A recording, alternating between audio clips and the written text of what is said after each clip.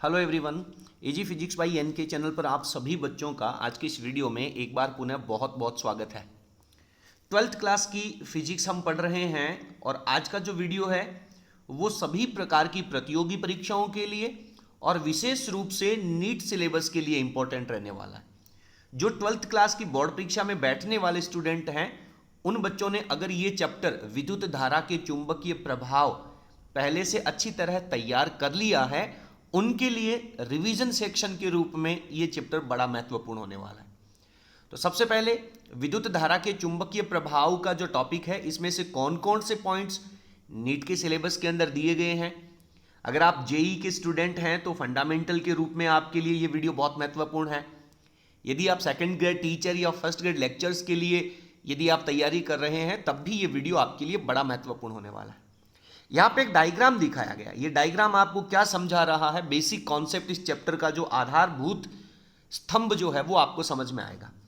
कि ये मान लीजिए कि मेरे पास एक वायर है जिसमें ऊपर की डायरेक्शन में करंट फ्लो हो रहा है, तो इसके सराउंडिंग में चारों तरफ एक मैग्नेटिक फील्ड प्रोड्यूस हो जाएगा। अगर ये करंट ऊपर की तरफ जा रहा है तो मैग्नेटिक फील्ड की डायरेक्शन कुछ अलग दिशा में रहेगी, और अगर ये करंट नीचे की तरफ फ्लो हो रहा है तो मैग्नेटिक फील्ड की डायरेक्शन चेंज हो जाएगी। अगर आपने ये चैप्टर पहले से पढ़ रखा है तभी आपको ये वीडियो अच्छी तरह से फील होगा, महसूस होगा। तो चुंबकीय क्षेत्र की दिशा के लिए हम दाहिने हाथ का नियम प्रयोग करते हैं, आपको बखूबी याद है। यदि इस चालक तार को हम दाहिने हाथ में इस तरह से पकड़ें कि इसमें फ्लो होने वाला करंट अंगूठे की डायरेक्शन में आ जाए, तो ये जो रिंग यहां पे बनाई गई है वो चुंबकीय क्षेत्र की दिशा को इंडिकेट करती है। यदि करंट की डायरेक्शन नीचे की तरफ है तो हम राइट हैंड का जो अंगूठा है उसको नीचे की तरफ दर्शाएंगे, और ये जो करंट है वो अब आपका एंटी क्लॉकवाइज डायरेक्शन के अंदर फ्लो होना शुरू हो जाएगा। तो ये बेसिक एक इमेज यहां पे दी गई है कि विद्युत धारा जब प्रवाहित होती है तो किस तरह से मैग्नेटिक फील्ड और कौन सी डायरेक्शन में उत्पन्न होता है। सबसे पहले हम नीट का जो सिलेबस है उसके बारे में थोड़ी सी चर्चा करेंगे, और उसके बाद में हम आगे चल करके एक पहला टॉपिक जो है उसको आज के इस वीडियो में हम विस्तार पूर्वक पढ़ने वाले हैं। यदि आप नीट की या कंपटीशन एग्जाम्स की फिजिक्स पढ़ रहे हो तो आप हमारे चैनल को सब्सक्राइब कर सकते हैं। यदि आपको वीडियो पसंद आए तो प्लीज आप वीडियो को अपने फ्रेंड्स के साथ शेयर जरूर करें। मैग्नेटिक फील्ड सबसे पहला टॉपिक। उसके बाद में ऑरस्टेड का एक्सपेरिमेंट, ऑरस्टेड ने जो एक प्रयोग दिया था बायो-सावर्ट लॉ और उसके अनुप्रयोग। अब बायो-सावर्ट के कौन कौन से एक्सपेरिमेंट्स हैं यहां पर।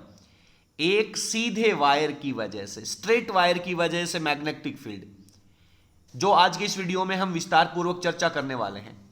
इसके बाद में है करंट कैरिंग कॉइल, एक वृत्ताकार कुंडली। जरूरी थोड़ी है कि सर हमेशा वायर सीधा ही रहेगा, हो सकता है कि वायर किसी कॉइल के फॉर्मेट में हो और उसके अंदर करंट फ्लो हो रहा हो, तो क्या उस स्थिति में इसके चारों तरफ चुंबकीय क्षेत्र होगा या नहीं, और अगर होगा तो उसकी डायरेक्शन क्या होगी और उसकी वैल्यूज क्या रहने वाली हैं। इसे हम कहते हैं करंट कैरिंग कॉइल। उसके बाद में आता है एम्पियर लॉ, एम्पियर का नियम, और अगेन एम्पियर की एप्लीकेशन। तो इसके एप्लीकेशन में इनफाइनाइट वायर है, वही जो स्ट्रेट वायर आप लोगों ने यहां पे पढ़ा है। हाँ, इसमें जो स्ट्रेट वायर है वो लिमिटेड हो सकता है, फिक्स लिमिट का हो सकता है, फिक्स लेंथ का, लंबाई का हो सकता है, लेकिन यहां पे जो एप्लीकेशन रहेगा इसमें ये वायर इनफाइनाइट लेंथ का रहेगा, अनंत लंबाई का रहेगा। उसके बाद में सोलेनॉइड है और उसके साथ में टॉरॉइड है।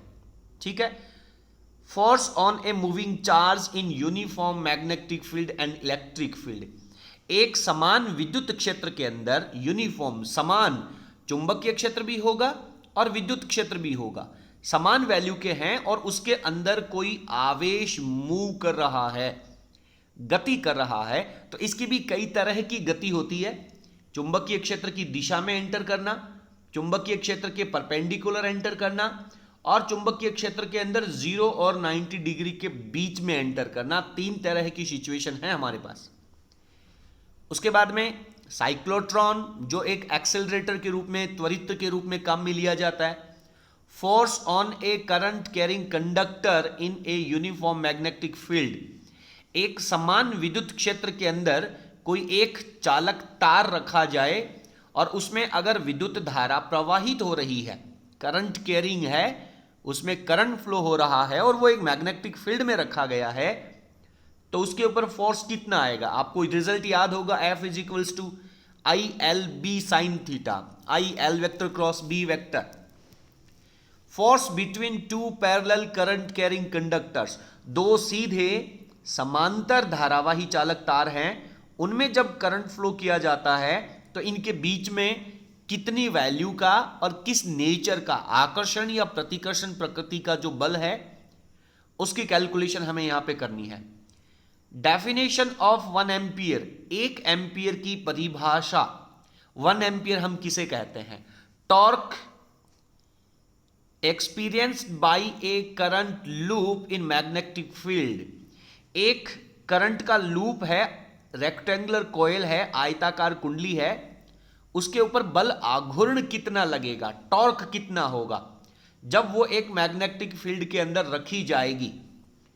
मूविंग कॉइल गैल्वेनोमीटर, एक चल कुंडली धारामापी, इट्स करंट, इसमें बहने वाली धारा, सेंसिटिविटी, इसकी सुग्राहिता, and conversion to ammeter and voltmeter.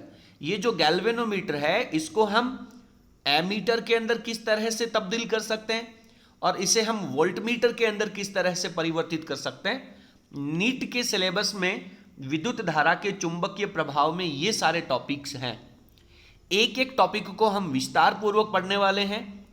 पीछे की नीट के एग्जाम्स के अंदर पूछे गए न्यूमेरिकल्स के ऊपर चर्चा करने वाले हैं और सारे फंडामेंटल्स हम विस्तार पूर्वक चर्चा करेंगे। तो वीडियो के एंड तक आप हमारे साथ बने रहें। आज के इस वीडियो में हम मैग्नेटिक फील्ड के बारे में, ऑरस्टेड के एक्सपेरिमेंट के बारे में, बायो-सावर्ट लॉ और इसके एप्लीकेशन में जो पहला एप्लीकेशन है स्ट्रेट वायर का, यहां तक अध्ययन करने वाले हैं। इसके आगे के पॉइंट जो हैं वो नेक्स्ट वीडियो में हम सोल्व करेंगे। चलिए सबसे पहले हम बायो-सावर्ट नियम के अंदर चलते हैं। बायो-सावर्ट नियम में, इसको हम शॉर्ट फॉर्म में BSL कहते हैं, बायो-सावर्ट लॉ। चुंबकीय क्षेत्र की दिशा किस तरफ होगी, कौन से नियम के अकॉर्डिंग कैलकुलेट की जाती है।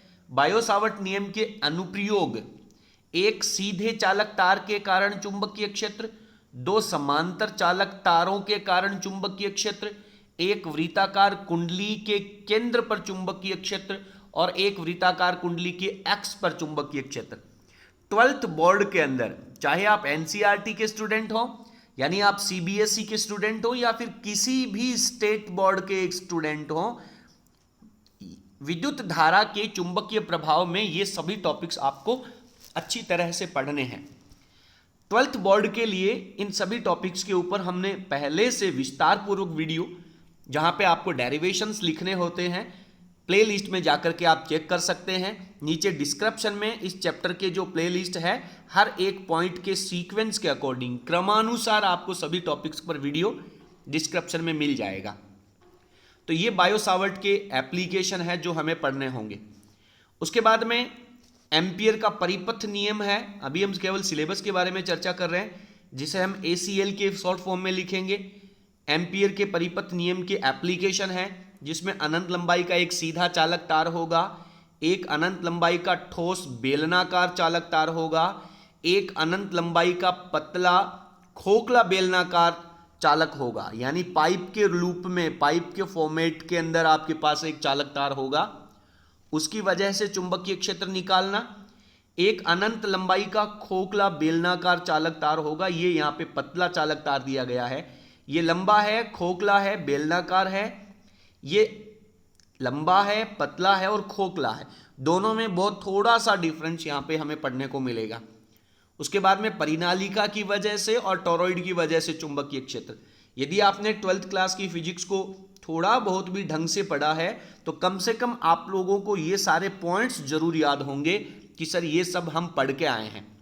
यदि आप 12th बोर्ड के स्टूडेंट हैं तब भी आपने अगर ये पहले से पढ़ रखे हैं तभी ये रिवीजन वीडियो आपके लिए महत्वपूर्ण होगा। आगे हमारा जो टॉपिक रहेगा उसमें हम पढ़ेंगे आवेशित कण की चुंबकीय क्षेत्र की दिशा, गति। आवेशित कण है, कोई एक चार्ज पार्टिकल है, वो एक चुंबकीय क्षेत्र के अंदर कितनी तरह से गति कर सकता है। अगर आपको ये PDF चाहिए तो इसके लिए हमने नीट के लिए एक अलग से व्हाट्सएप ग्रुप तैयार किया है। उसका लिंक आप लोगों को नीचे डिस्क्रिप्शन में मिल जाएगा। उस ग्रुप में जा करके आप ऐड हो जाइए, या फिर आप टेलीग्राम के ऊपर सर्च कीजिए इजी फिजिक्स बाई NK। वहाँ पर हमारा जो टेलीग्राम चैनल है उसके ऊपर भी आपको ये जो PDF है वो बहुत जल्दी उपलब्ध करवा दी जाएगी, ताकि आप इस सिलेबस को अच्छी तरह से दोबारा पढ़ सकें।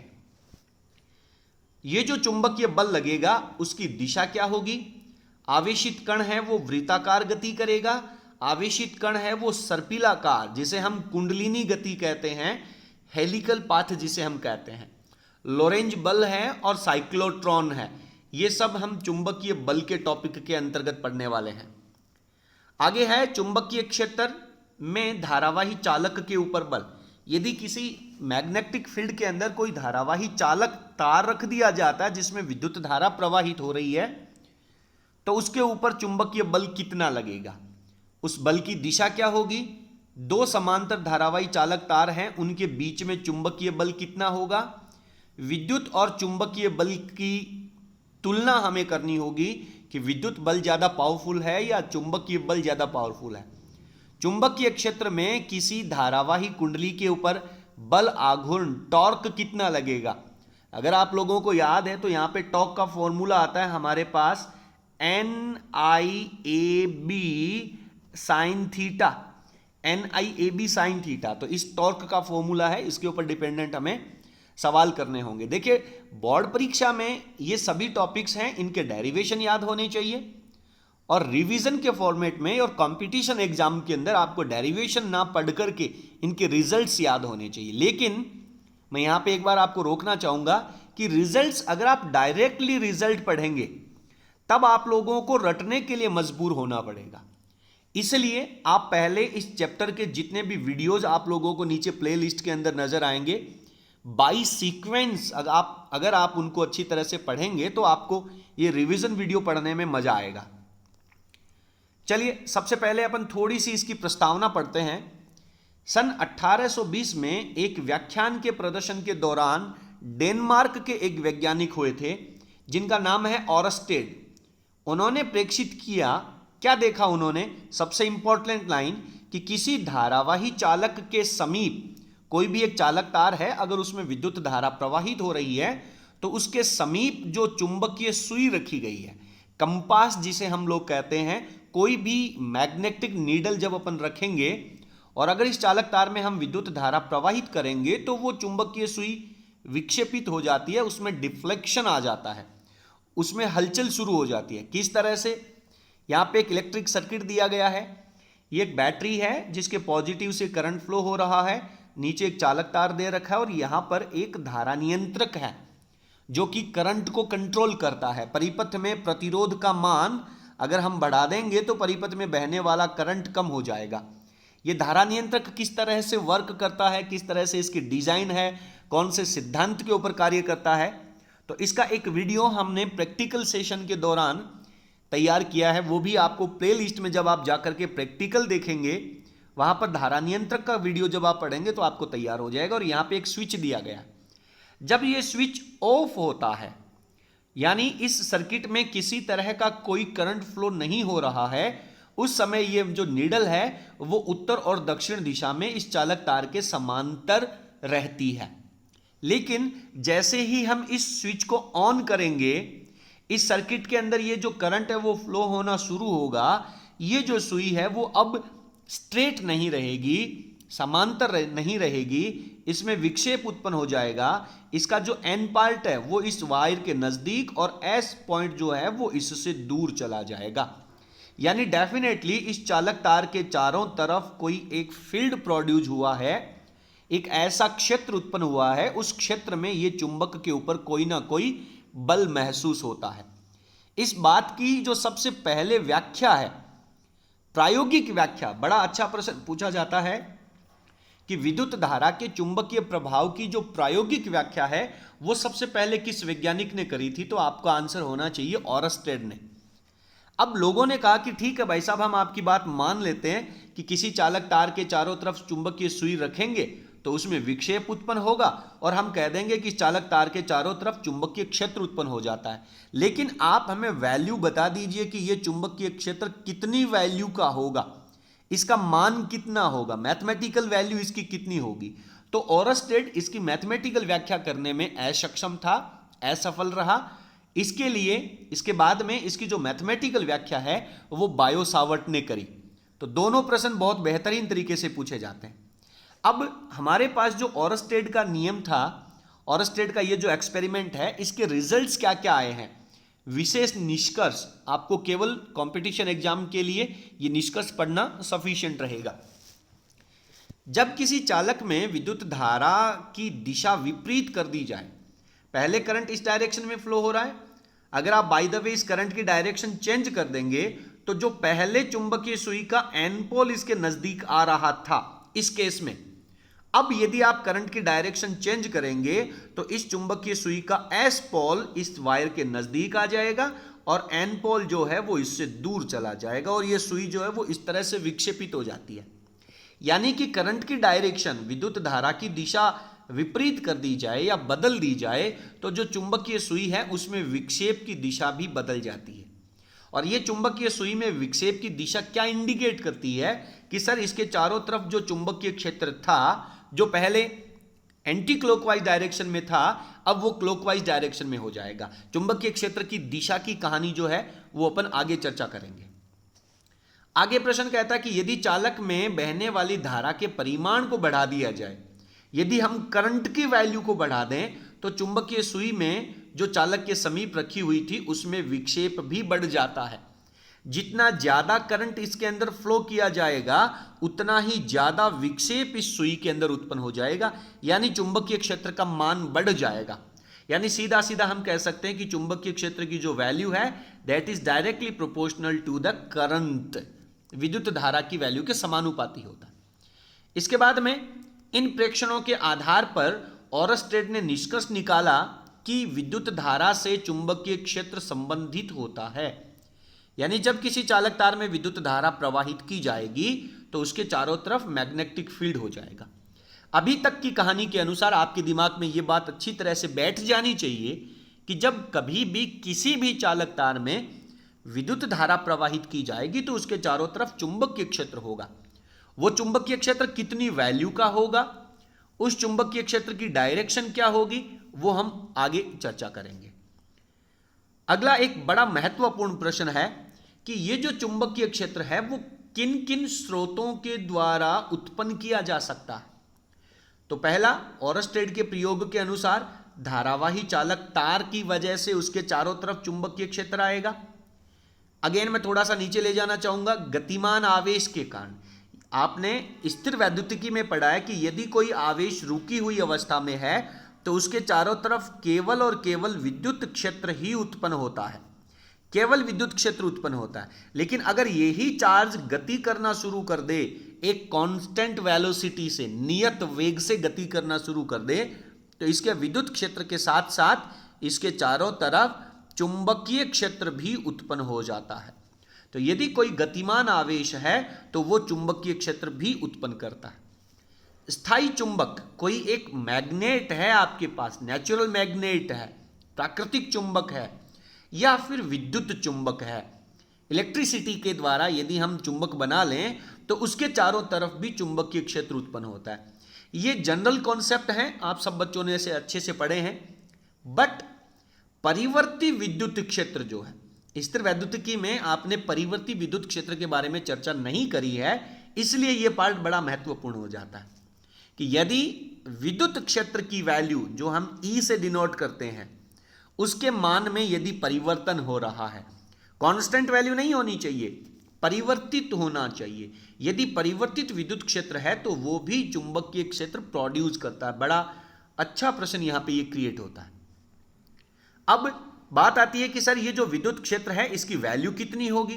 तो हमने चर्चा करी थी कि ओरस्टेड ने तो केवल इसकी प्रायोगिक व्याख्या, एक्सपेरिमेंटल प्रूफ दिया था, लेकिन इसकी मैथमेटिकल वैल्यू जो है वो बीएसएल के द्वारा दी जाती है, बायो-सावर्ट के नियम के द्वारा दी जाती है। किसी धारावाही अल्पांश के कारण चुंबकीय क्षेत्र, यदि कोई एक चालक तार आपके पास है और उसका एक छोटा सा हिस्सा आप एज्यूम कर लें, तो इस छोटे से अल्पांश की वजह से r दूरी पर जाकर के जो चुंबकीय क्षेत्र उत्पन्न होगा, चुंबकीय क्षेत्र तो इसके चारों तरफ भी है, आप दूरी ज्यादा बढ़ा देंगे तो चुंबकीय क्षेत्र की वैल्यू बदल जाएगी। तो आप किसी भी एक पर्टिकुलर डिस्टेंस के लिए चुंबकीय क्षेत्र कैलकुलेट कर सकते हैं। तो किसी अल्पांश धारावाही के कारण जो चुंबकीय क्षेत्र का मान है, परिमाण है, वो नीचे दिए गए वैल्यूज के ऊपर डिपेंड करता है। आप सब लोगों ने इसे बहुत अच्छे से पढ़ा है। इवन मैं यहां पे ये लिखना चाहूंगा, कहना चाहूंगा, मेंशन करना चाहूंगा कि यदि बोर्ड परीक्षा में 1 नंबर का प्रश्न आता है कि बायो-सावर्ट का नियम लिखिए, तो यदि आप ये वाली जो लैंग्वेज यहां पे दे रखी है, अगर ये फॉर्मेट आप यूज करेंगे तो एग्जामिनर के ऊपर आपका एक बहुत अच्छा इंप्रेशन रहेगा। आप शब्दों का जाल कम से कम रखें, मैथमेटिकल पोर्शन ज्यादा लिखें, ताकि फिजिक्स जो है वो एक मैथमेटिक्स का ही पार्ट है।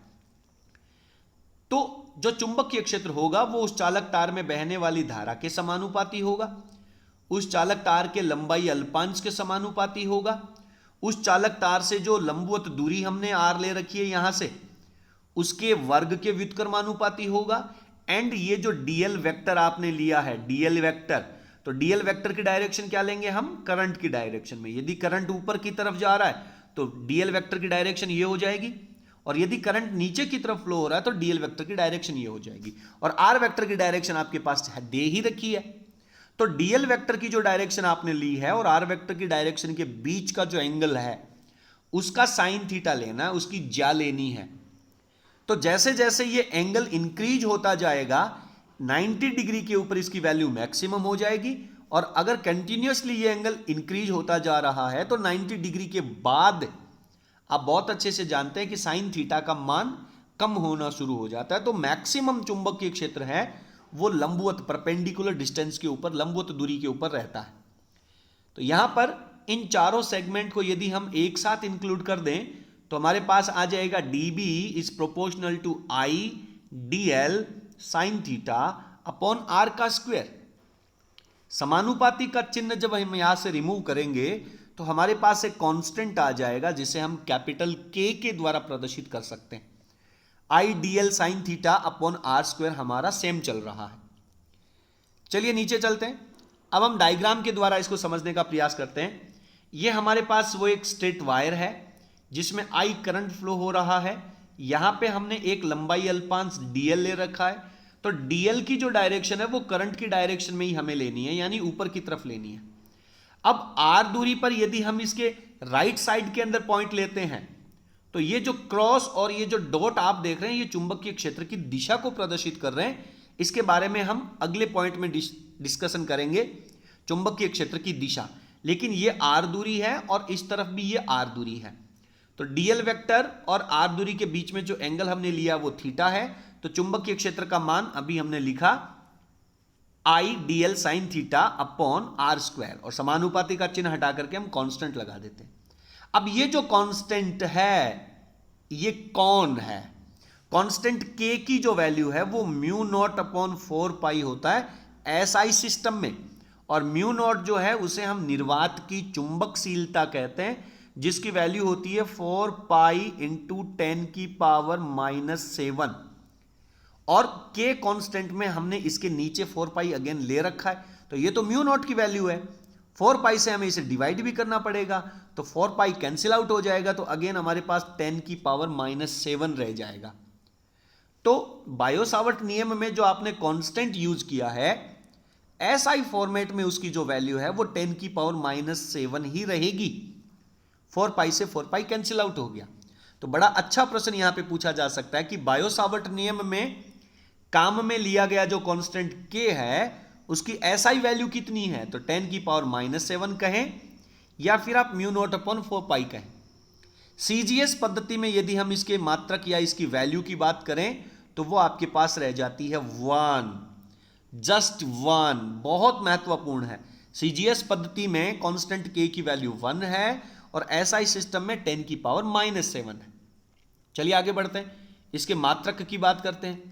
म्यू नॉट को हम निर्वात की पारगम्यता या चुंबकशीलता कहते हैं, जिसकी वैल्यू 4 पाई इंटू 10⁻⁻7 है। इसका जो मात्रक है वो वेबर अपॉन एम्पियर मीटर।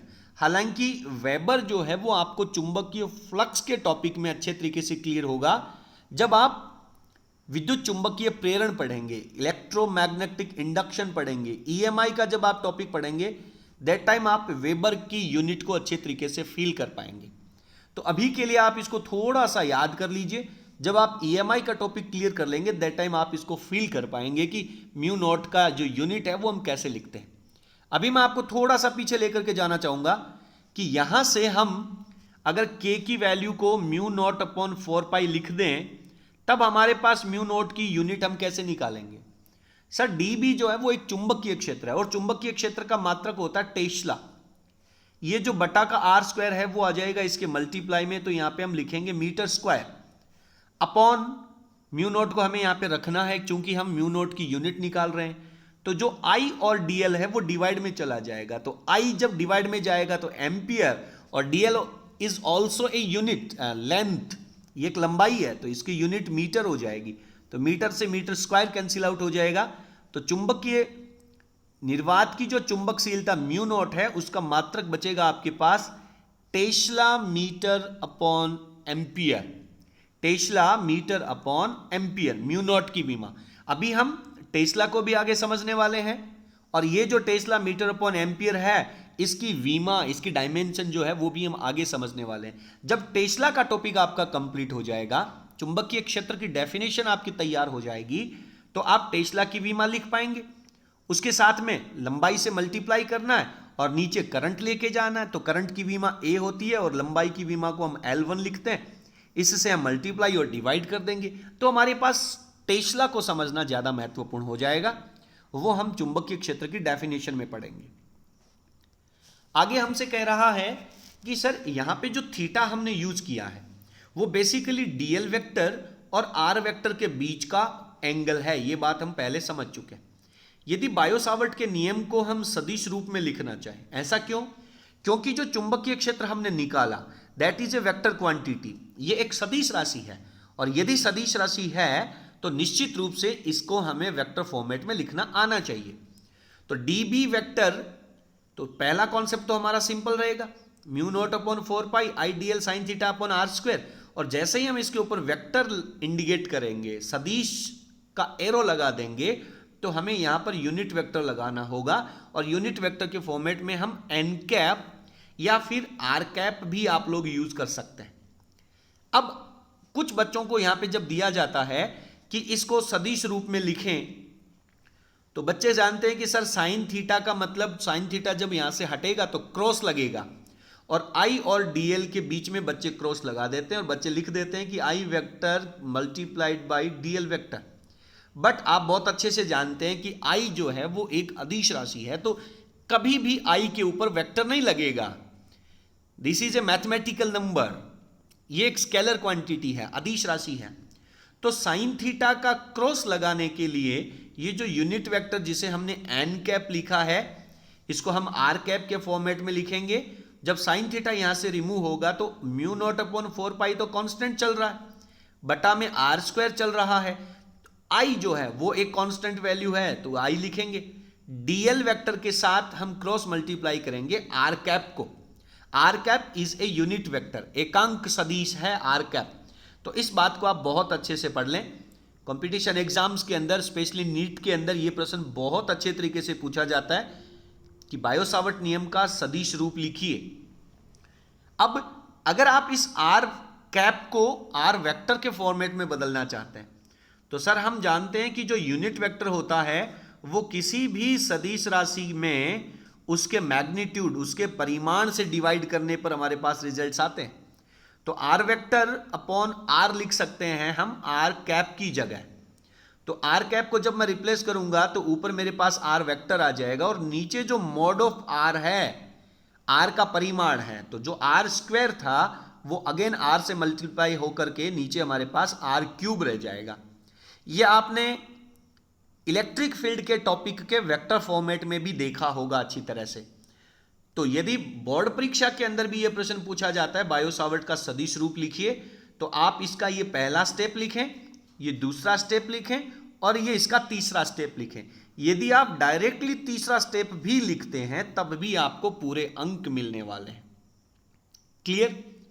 अब इसके बाद यहां पे एक बड़ा अच्छा सेगमेंट है जो बोर्ड के स्टूडेंट हैं वो नहीं समझ पाते हैं, कंपटीशन के लिए बड़ा महत्वपूर्ण है। कई बार आता है कि बायो-सावर्ट नियम का सदिश रूप लिखिए और ये फॉर्मेट आपको ऑप्शन में ही नहीं मिलता है। दैट टाइम हम क्या करेंगे? देखें, इसके लिए हमें क्या करना है कि आई और डीएल वेक्टर जो दे रखा है इसको हम फॉर्मेट में चेंज करेंगे। DL vector R vector same रहेगा हमारे पास। यदि मैं आई डीएल वेक्टर इसको मैं dt से डिवाइड कर दूं और dt से मल्टीप्लाई कर दूं तो कोई इफेक्ट होगा क्या? सर टाइम से डिवाइड कर रहे हैं, टाइम से मल्टीप्लाई कर रहे हैं तो नो चेंज रहना चाहिए। बट dl अपॉन dt जो है that will convert into velocity, यह वेग में रूपांतरित हो जाएगा। विस्थापन बटा समय और धारा इंटू समय जो है, विद्युत धारा इंटू समय जो है वो आवेश के फॉर्मेट में चेंज हो जाएगा। तो कुल मिलाकर के हम db वेक्टर का एक नया फॉर्मेट यहां पे लिख सकते हैं। इसको समझना बहुत जरूरी है कि बायो-सावर्ट नियम में हम dt से इसे डिवाइड कर देते हैं और dt से इसे मल्टीप्लाई कर देते हैं। तो जो dl अपॉन dt है that will convert it into v vector and i dt जो है वो हमारा q बन जाएगा। तो ये फॉर्मेट भी आपको अच्छे तरीके से समझ में आना चाहिए। मुख्य पॉइंट्स क्या क्या हैं कि चुंबकीय क्षेत्र जो db वेक्टर है उसकी दिशा, चुंबकीय क्षेत्र की दिशा हमेशा dl वेक्टर और r वेक्टर से निर्मित तल के लंबवत होती है। आप इसको अभी स्टेटमेंट के रूप में समझ लें। जब हम चुंबकीय क्षेत्र के लिए right hand rule, right hand law पढ़ेंगे दैट टाइम आपको ये अच्छे से समझ में आ जाएगा। चलिए थोड़ा सा और ऊपर लेकर के चलते हैं। मान लीजिए कि ये जो dl वेक्टर है वो आपका x एक्स की डायरेक्शन में है यानी i कैप है, और ये जो r वेक्टर है ये आपका y एक्स की डायरेक्शन में है यानी j कैप है। तो जब आप i cap multiplied by cross multiplied by j cap करेंगे तो आपके पास यहां पे जो रिजल्ट आएगा वो क्या आने वाला है? ये रिजल्ट आपके पास यहां पे i कैप और j कैप का जब आप मल्टीप्लाई करेंगे तो आपके पास k कैप आ जाएगा।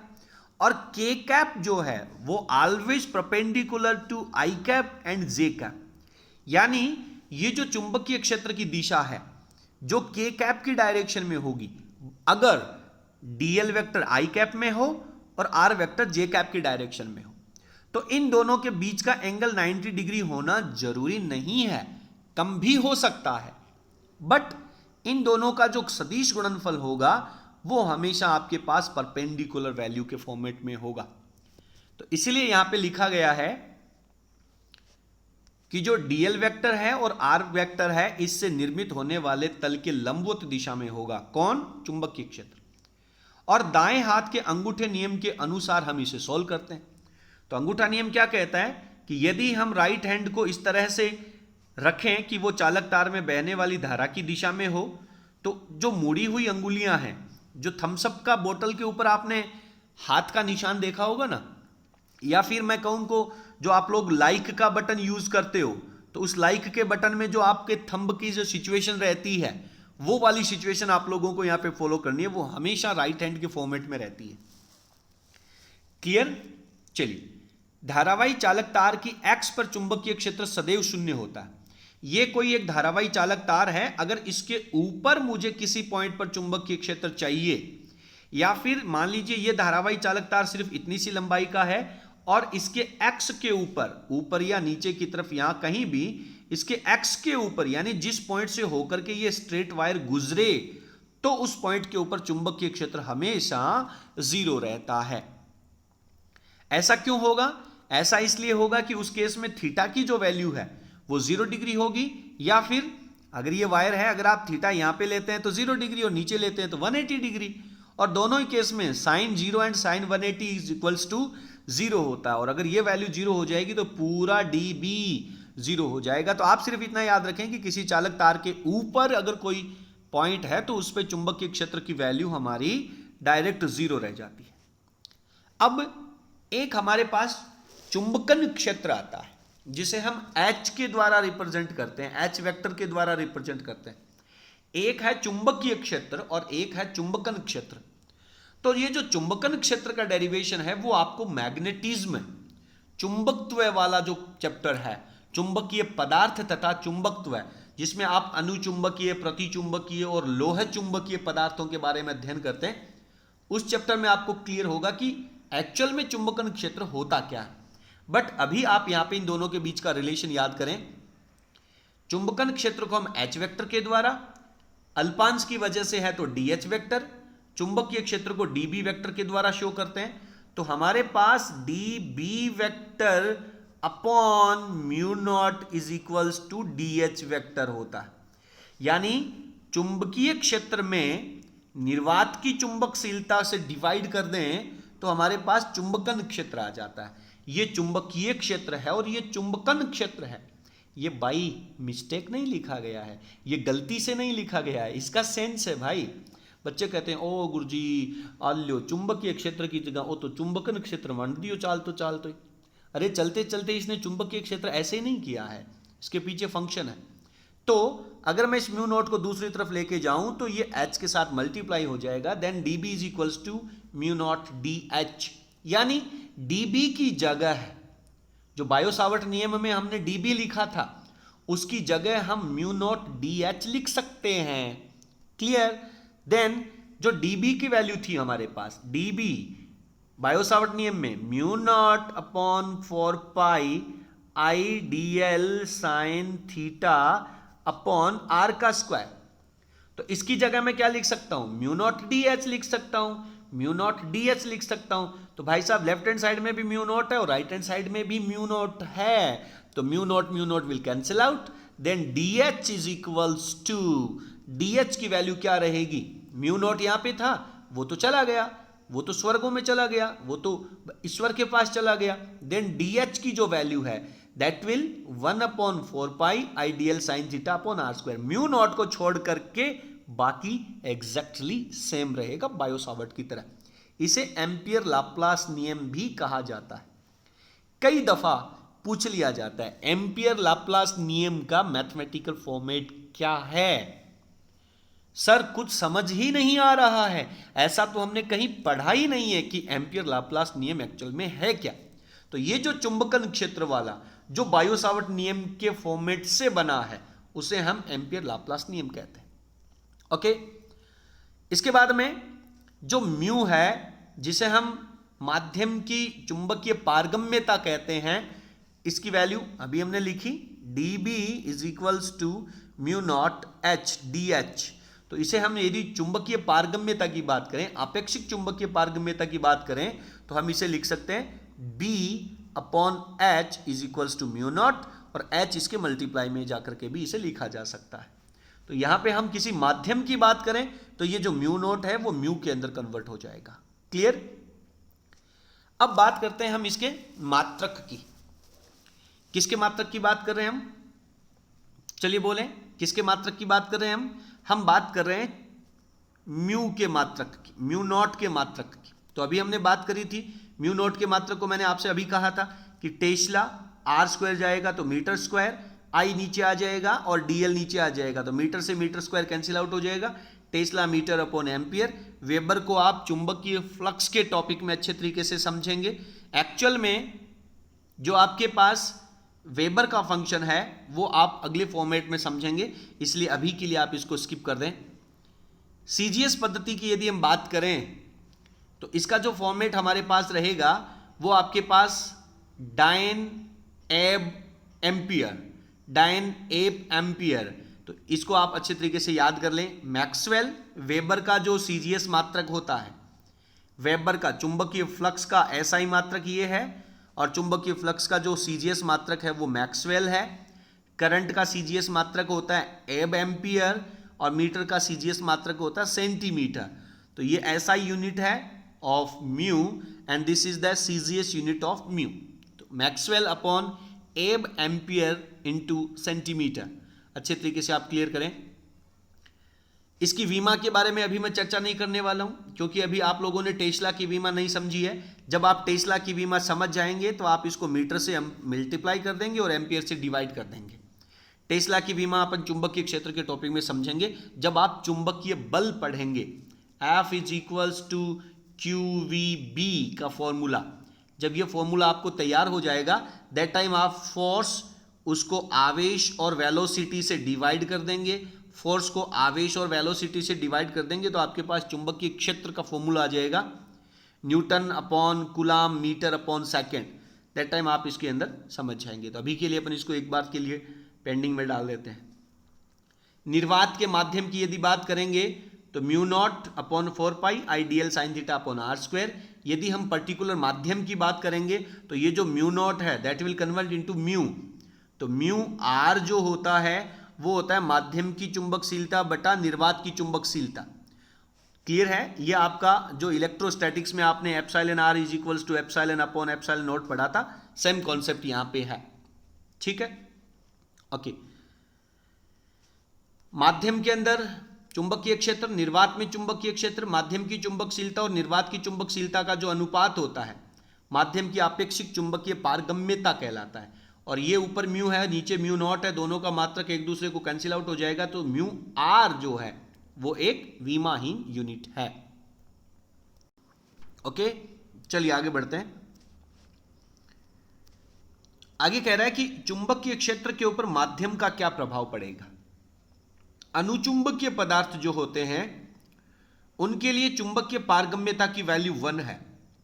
अगेन ये वैल्यू या तो आप लोगों को अभी याद करनी पड़ेगी, और अगर आप इनको याद नहीं करते हैं तो मैग्नेटिज्म, चुंबकत्व का जो चैप्टर आप पढ़ेंगे दैट टाइम आपको ये समझ में आ जाएगा कि चुंबकीय पारगम्यता की वैल्यू क्या होती है। अभी हमारा जो रिजल्ट था उस रिजल्ट के ऊपर अपन एक बार पुनः चलते हैं। तो म्यू जो है, इस म्यू की जगह हम लिखेंगे mu R into mu naught. Mu की जगह लिखेंगे mu R into mu naught, क्योंकि हमने कहा है कि mu R is equals to mu upon mu naught, तो म्यू नॉट इसके साथ मल्टीप्लाई में चला जाएगा। अब अगर म्यू आर की जो वैल्यू है वो अगर 1 है तो म्यू नॉट को 1 से मल्टीप्लाई करेंगे तो म्यू नॉट ही आएगा। तो अगेन हमारे पास डीबी नॉट निर्वात का चुंबकीय क्षेत्र आ जाएगा।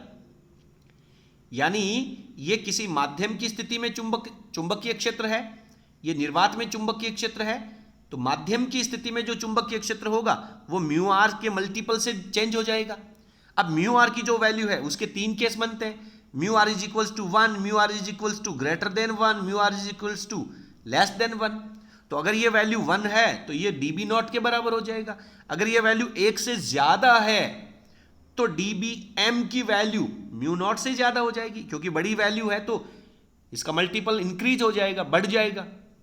अगर म्यू आर की वैल्यू 1 से छोटी है तो 1 से छोटी संख्या से जब अपन इसको मल्टीप्लाई करेंगे तो ये रिजल्ट थोड़ा कम हो जाएगा। तो सिंपल मैथमेटिक्स आप इसको अच्छे तरीके से समझ लें। म्यू आर की वैल्यू अगर 1 है तो डीबी एम और डीबी नॉट बराबर रहेगा।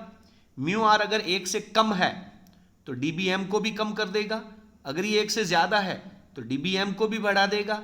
और लोहे चुंबकीय पदार्थों के लिए mu R is very very greater than 1, then DB M की वैल्यू भी निर्वात की तुलना में बढ़ जाएगी। तो ये पूरा कॉन्सेप्ट इस आपेक्षिक चुंबकीय पारगम्यता के ऊपर है। ये रिजल्ट अभी आप लोग थोड़ा सा इसको समझ लें, याद कर लें। जो चुंबकत्व का टॉपिक है उसके अंदर चुंबकीय पदार्थों का जो चैप्टर है उसमें आपको क्लियर हो जाएगा। अब आता है हमारे पास चुंबकीय क्षेत्र की दिशा। तो चुंबकीय क्षेत्र की दिशा निकालने के लिए दाहिने हाथ का अंगूठा नियम है। सिंपल कह रहा है, ये कोई एक कार्डबोर्ड है, इस कार्डबोर्ड के अंदर से ये कोई वायर जा रहा है, तो इस वायर को हम हमारे राइट हैंड के अंदर अच्छे तरीके से होल्ड कर लेंगे और इसकी करंट की डायरेक्शन में हम हमारा अंगूठा रखेंगे। तो ये जो मुड़ी हुई अंगुलियां हैं वो इसके चारों तरफ उत्पन्न होने वाले चुंबकीय क्षेत्र की दिशा को प्रदर्शित करेंगी। यानी अगर करंट ऊपर की तरफ जा रहा है और इसके बीचों बीच इसको हम ये घड़ी मान लें, और ये घड़ी की जहां पे तीनों सुइयां मिली होती हैं, एक्सिस जो होता है, वहां से अगर इस वायर को निकाल दें तो ये जो करंट, ये जो मैग्नेटिक फील्ड है वो चुंबकीय क्षेत्र की दिशाओं को प्रदर्शित करेगा, और ये घड़ी के एंटी क्लॉकवाइज डायरेक्शन में, यानी दाहिने हाथ की मुड़ी हुई अंगुलियों की दिशा में। सीधे और वृत्ताकार धारावाही चालक तारों के लिए यह लागू होता है। सबसे पहला हमारा सीधे तार के लिए हम यहां पे पढ़ रहे हैं। सीधे तार के लिए क्या समझ में आ रहा है? धारा की जो दिशा है, धारा की दिशा, उसको कौन रिप्रेजेंट कर रहा है? अंगूठा रिप्रेजेंट कर रहा है। और जो मुड़ी हुई अंगुलियां हैं वो किसको रिप्रेजेंट कर रही हैं? उस चालक तार के चारों तरफ, यानी अंगूठे के चारों तरफ ही तो होंगी अंगुलियां। बीच में अंगूठा होगा, उसके चारों तरफ अंगुलियां होंगी। तो ये अंगुलियां जो हैं वो चुंबकीय क्षेत्र की दिशा को प्रदर्शित कर रही हैं। तो सिंपल, सीधे तार के लिए अंगूठा जो है वो धारा की दिशा को, तो मुड़ी हुई अंगुलियां जो हैं वो चुंबकीय क्षेत्र की दिशा को। अब ये इस कागज के, ये कागज का पृष्ठ है यहां पर, इस कागज के पृष्ठ में से ये वायर निकला हुआ है, ये वायर ऊपर की तरफ जा रहा है। तो यदि ये वायर चालक तार जो है वो पृष्ठ के लंबवत ऊपर की तरफ है, यानी बाहर की तरफ है, तो हम इसको डॉट के द्वारा रिप्रेजेंट करते हैं। और अगर ये वायर इसके अंदर की तरफ जाता, करंट की डायरेक्शन नीचे की तरफ होती, तो हम इसको क्रॉस के द्वारा रिप्रेजेंट करते। तो यहां पर ये करंट की डायरेक्शन चालक तार के अंदर बाहर की दिशा में प्रदर्शित कर रहा है। तो दाहिने हाथ के अकॉर्डिंग जब अंगूठे की डायरेक्शन में होगी तो मुड़ी हुई जो अंगुलियां हैं वो एंटी क्लॉकवाइज डायरेक्शन में आएंगी। आप अपना राइट हैंड सीधा करें, अपने सामने लेके आए, अभी मोबाइल वीडियो चलते दौरान लेके आए, तो राइट हैंड को आप सीधा अंगूठे को लाइक के बटन के फॉर्मेट में लेके आए।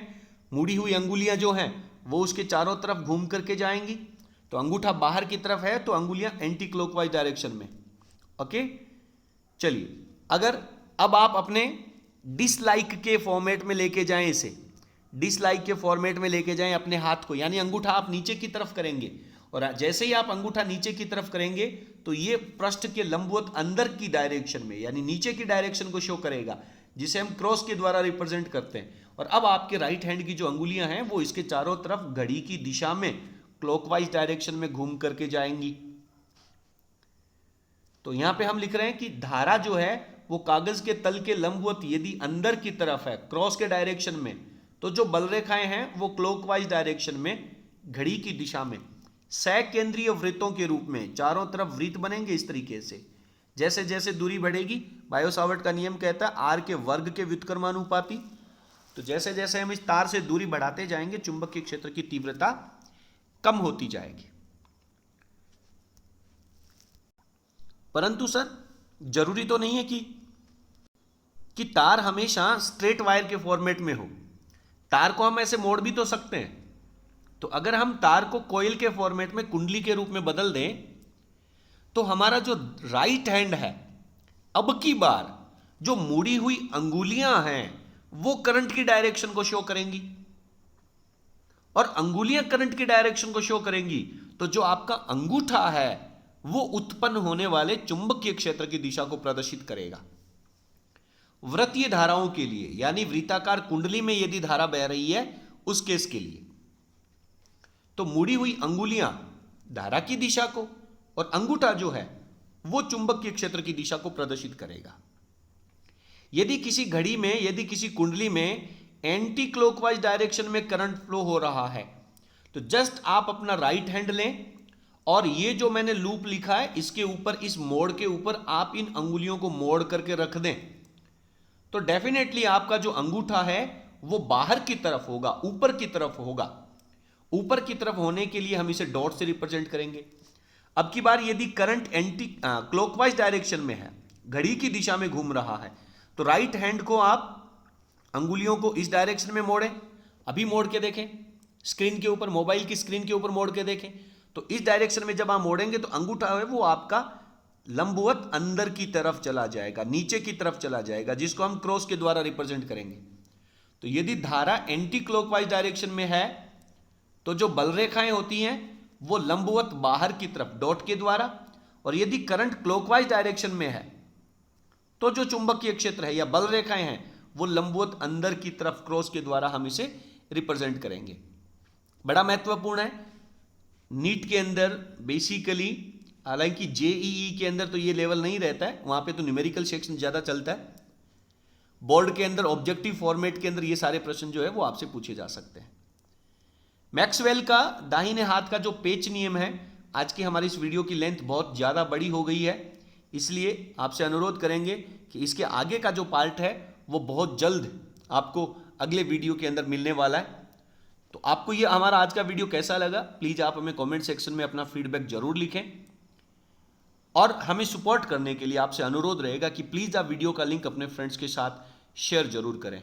अगर वीडियो पसंद आया हो तो आप वीडियो को लाइक करें और इसी तरह से फिजिक्स के और फंडामेंटल्स प्राप्त करने के लिए चैनल को सब्सक्राइब करें और उसके पास में लगे घंटी के बटन को आप अवश्य प्रेस कर दें ताकि आने वाला नोटिफिकेशन आपको सबसे पहले मिल सके। आज के लिए इतना ही, बहुत बहुत धन्यवाद।